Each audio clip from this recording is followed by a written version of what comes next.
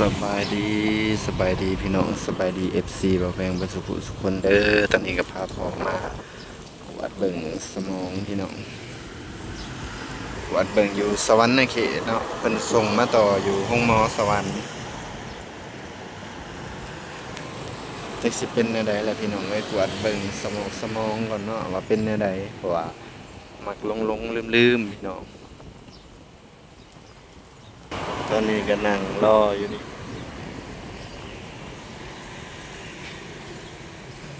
ห้องหมอพี่น้องถือว่าเบิดหลายแล้วพี่น้องเอ้ยแพง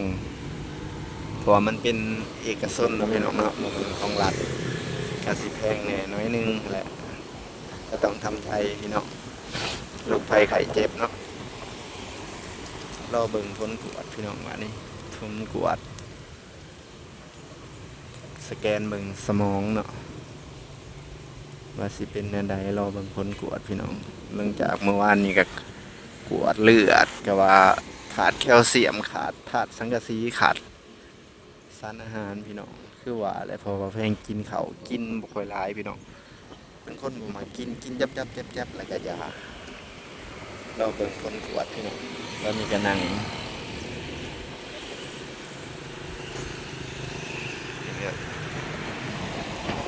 อยู่โตเมืองสวรรค์เลยพี่น้องในสวรรค์เขต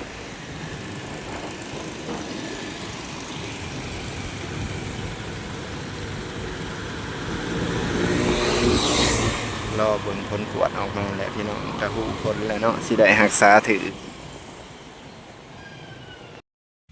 สบายดีพี่น้องสบายดี FC บ่าวแพงบ่สุขคนเด้อพี่น้องนี่ก็บ่าวแพงก็สิขึ้นไปหาพ่ออีกพี่น้อง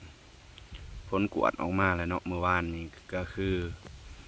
เส้นเลือดฝอยในสมองแตกพี่น้องพอบ่าวแพง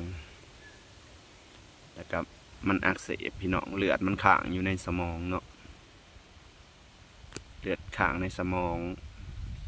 เส้นเลือดฝอยมันแตกแล้วมันอักเสบบัดนี้มันละเป็นไข้เป็นรอยข้างหนึ่งพี่น้องหรือว่าเป็นพิการข้างหนึ่งอยากขยับบ่ได้ข้างหนึ่งพี่น้องเป็นข้างแตกอยู่ข้างซ้ายพี่น้องเส้นเลือดฝอยนะแต่ว่ามาอันรอยอีกภายขวาพี่น้องผลกวดออกมาบ่าวแพงบ่ได้นอนนำพี่น้องมื้อนี้บ่าวแพงลงมาบ้านเนาะลงมาเอาเขาสิได้ขึ้นไปใหม่พี่น้องเอ้ยอันตรายแฮงเส้นเลือดฝอยแตก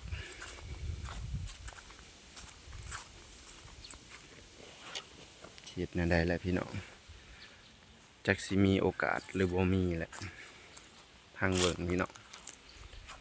เว้ากันกับเป็นหลงลืมพี่น้องพอบ่าวแพงจำยังบ่ได้คล้าย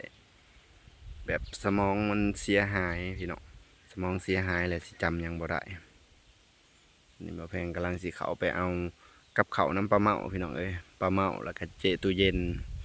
เพิ่นก็เฮ็ดกับข้าวให้คู่มือขอบมกขอบใจ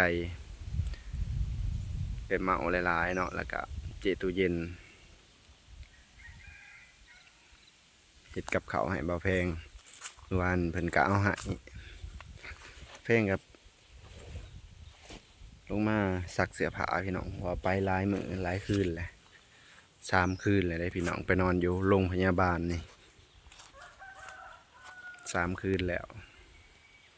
ยายอ้วนนะอยู่ประจำอยู่พุทธบ่าวแพงลงมาพี่เที่ยวเอาพี่น้องอีกอย่างมันก็บ่ได้ไกลปานใดเนาะไปกวดอยู่สวรรค์เขตอยู่ตัวเมืองสวรรค์พี่น้องเดี๋ยวไปหอดบ่าวแพงสิเอาผลกวดให้เบิ่งตอนนี้กำลังสิเขาไปเอากับเขาน้ำปลาเมาแล้วก็เจตู้เย็นพี่น้องมันโทรบอกบ่าวแพงมาเอาเด้อกับเขาเอื้อยเฮ็ดไว้ท่าอะไรพุ่นน่ะกูเบาหรอก ทันทีกินข้าวอะไรนี่พี่น้อง ไปไงออกมาโรงพยาบาลแล้วก่อนก็มาขอเช้าเนาะเวลา หมกขอบใจปลาเมา หลายว่าคนอยู่บุเป็น บ่าวแพงก็จะไปเฮือนเจตู้เย็นกันเพิ่นก็เฮ็ดกับข้าวให้คือกันอีกได้ ได้ยังเนี่ยไปกิน ได้ข้าวสมพัก มื้อแรงละมาบ่ มื้อแรง บ่และเว้าโตน่ะพ่อก็ให้นอนจนอันน่ะพุ่นแหละจัง น มา อนอยากมาแล้ว เฮ้ยอย่าไปตามใจเราได้เราใจแข็ง สออยากมาบ่ให้มา บ่ให้มาให้เขาเจ้าปัวเช่าซะก่อนจังมา มาได้เงินยัดเงินเบิดเพิ่น อย่า นะ ไปให้เราคืดน้ำเงินบอกแล้วโลด เงินมันบ่พอเพิ่นนะ เฮ้ย พ่อกับผม พ่อยัง พี่ จะ ลึก ขายหนวดนี่สีไผ่เขาโดนแหลนกเลย ยืมใส่ ยืมใจ นั่นแหละยังว่าถ่าให้น้องเสียงก็โอนมาให้ 2,000 ยืมใจ เมื่อวานนี่นะ บ่มี 2,000ตอนแรงน่ะบ่พอ ยืมได้ก็ยืมก่อน ป้อถูก 2,000ปลายตอนขึ้นไปน่ะก็ล้าน500,000ลงมาอีกบัดนี้ บ้านเฮายังใครกว่าอยู่ทางไทย ยังใครอยู่ จอยไปสแกนอย่างเดียวเบิด17,000ได้แต่ยาผล อืม เฮ้ยอยู่บ้านเฮายังดีลื่น อืม ก็เก่งคือกันนี่เนาะเอื้อยเพิ่นมีคันว่าเอกชน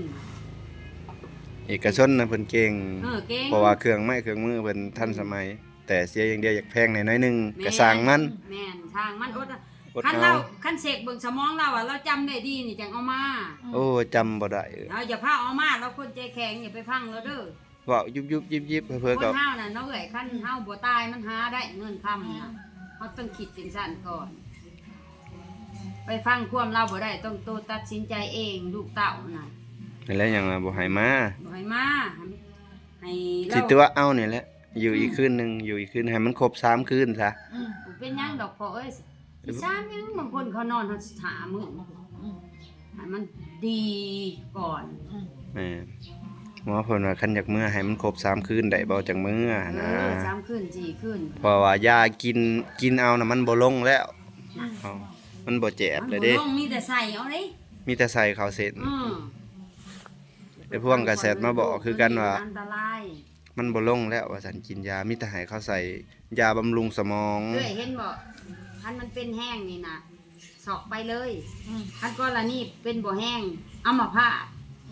เอามาพาดได้ นี่แหละแล้วลอยอยู่ข้างหนึง นั่นแห เดื ละ อนนี้ จั นะ งหวะ เป็น ให้ รอย ตัวพ่อนั่นถึงเราสิลอยก็ตามคันมันสิเดียว แต่ว่าเรายังเฮ็ดเรียกเฮ็ดงานได้สำนึงนี่เฮาต้องกลัวเอา อันนี้ถือว่ามั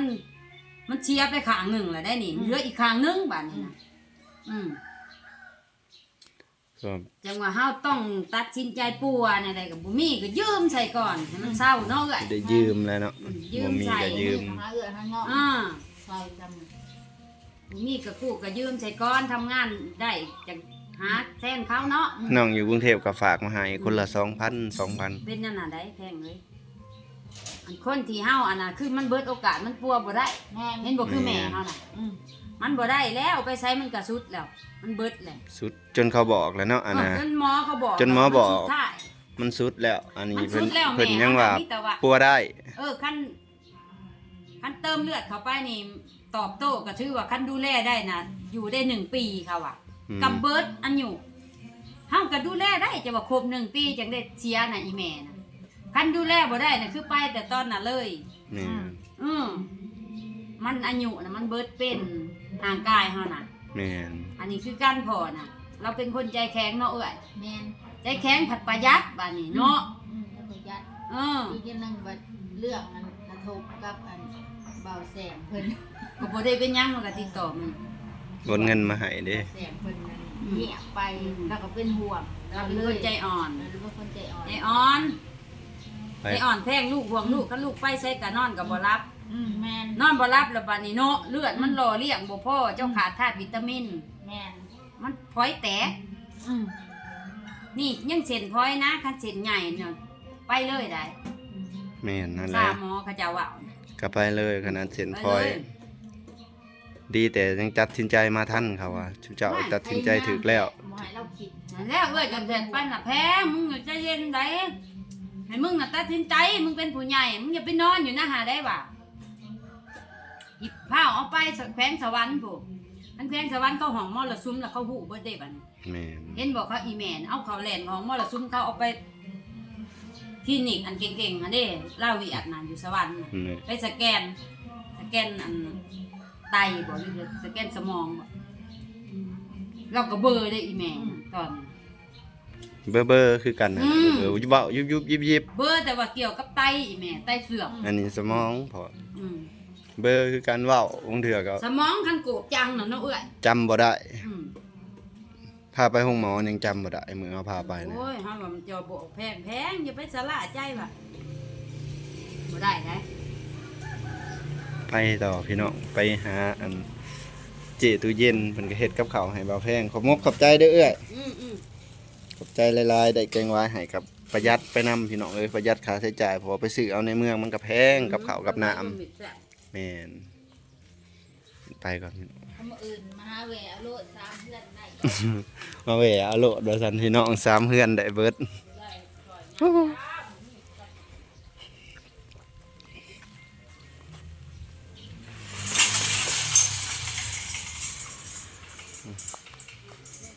ไปต่อพี่น้องได้แกงวายป้าบ่แพงก็ได้สมพักพี่น้องได้สมพักเตรียมขึ้นไปอาหารมื้อนี้ได้อาหารหลายได้พี่น้องมื้อนี้ทางผู้สิได้หยังได้พี่น้องเจตู้เย็นก็โทรแต่สาวๆมาเอาเด้อมาเอากับเขาวเด้อว่าซั่นขึ้นไปมาเอากับเขาวเด้อ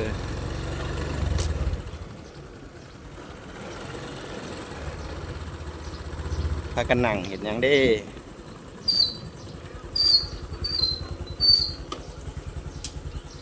พากันเห็ดหยังหืม จ้า หืม หน้าก็ยังบ่ละบ่ ยังเหมือนเดิม